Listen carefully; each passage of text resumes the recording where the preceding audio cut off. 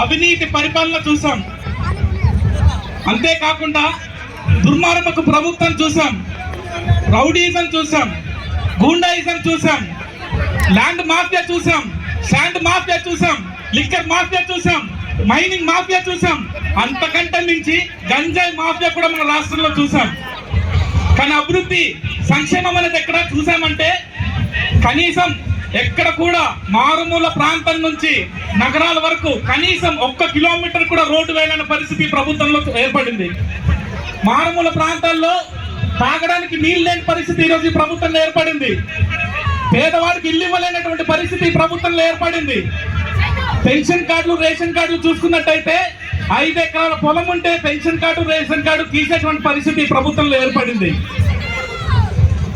ఇంకా మరి ఎస్సీలని, ఎస్టీలని, బీసీలని, మైనారిటీలని పరిస్థితి చూస్తే చాలా అధ్వానంగా ఈ రాష్ట్ర ప్రభుత్వం ఈ రోజు ఏర్పడినటువంటి పరిస్థితి. ఎస్సీ సప్లాన్ నిధులు కానీ, ఎస్టీ సప్లాన్ నిధులు కానీ, బీసీ సప్లాన్ నిధులు కానీ కనీసం 1 రూపాయి కూడా ఖర్చు పెట్టలేనటువంటి పరిస్థితి. సప్లాన్ నిధులంతా కూడా ఎస్సీ సప్లాన్ నిధులు, బీసీ సప్లాన్ నిధులు, ఎస్టీ సప్లాన్ నిధులు అంతా కూడా దారి మళ్లించి ఈ జగన్మోహన్ రెడ్డి వేరే పథకాలకి, తన సొంత పథకాలకు వాడుకునేటువంటి పరిస్థితి ఈ రోజు మన రాష్ట్రంలో ఏర్పడింది. గతంలో అలా కాదు. చంద్రబాబు నాయుడు గారు ముఖ్యమంత్రిగా ఉన్నప్పుడు మారుమూల ప్రాంతాలకు రోడ్డు వేసిన ఘనత తెలుగుదేశం పార్టీది. ప్రతి గడప గడపకు కూడా తాగునీరు ఇచ్చినటువంటి ఘనత తెలుగుదేశం పార్టీది. పేదవాడికి ఇల్లు ఇచ్చినటువంటి ఘనత తెలుగుదేశం పార్టీది. పెన్షన్ పెంచినటువంటి ఘనత తెలుగుదేశం పార్టీది. రేషన్ కార్డులు అందించినటువంటి ఘనత తెలుగుదేశం పార్టీది. మన నాయకుడు శ్రీ నారా చంద్రబాబు నాయుడు గారిది. అలాంటి నాయకుడిని మళ్ళీ మనం తీసుకురావాల్సిన అవసరం ఈ రోజు, చారిత్రక అవసరం ఈ రోజు ఆంధ్రప్రదేశ్ ఏర్పడింది. ముఖ్యంగా ఇక్కడ ఉన్నటువంటి చాలా మంది యువకులను చూసుకుంటే నిరుద్యోగులుగా మిగిలిపోతున్నారు. ఈ రాష్ట్ర ప్రభుత్వం ప్రతి సంవత్సరం జాబ్ క్యాలెండర్ తీస్తామని చెప్పింది.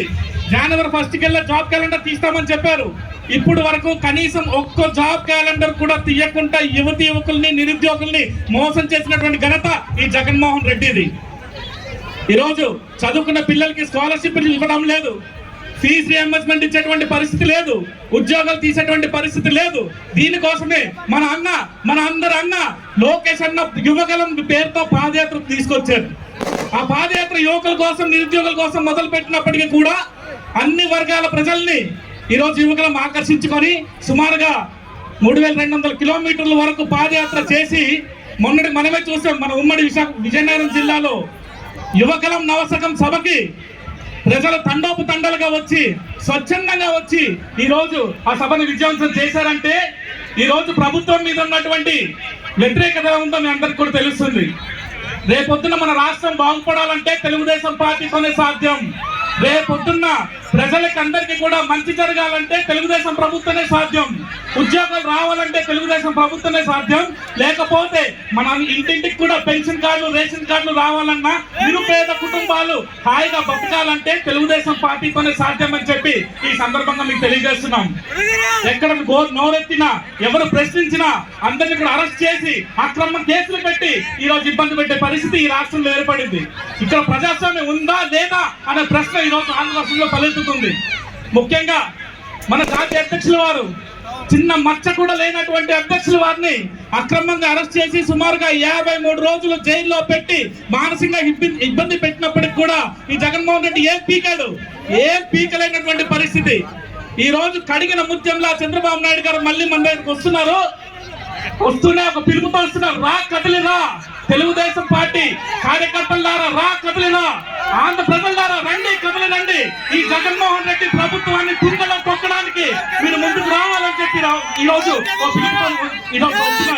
అలాగే బొబ్బిలి, ఈ బొబ్బిలి చర్చన కూడా రా కదిలిరా అని చంద్రబాబు నాయుడు గారు పిలిస్తే ఈ రోజు అందరు కూడా ఈ రోజు బయటకు వచ్చి ప్రభుత్వం మీద ఉన్న వ్యతిరేకత, చంద్రబాబు నాయుడు గారి మీద ఉన్న నమ్మకం, విశ్వాసనీయత ఈ రోజు అందరిలో కనిపిస్తుంది. నినాదంతో ముగిస్తున్నాం.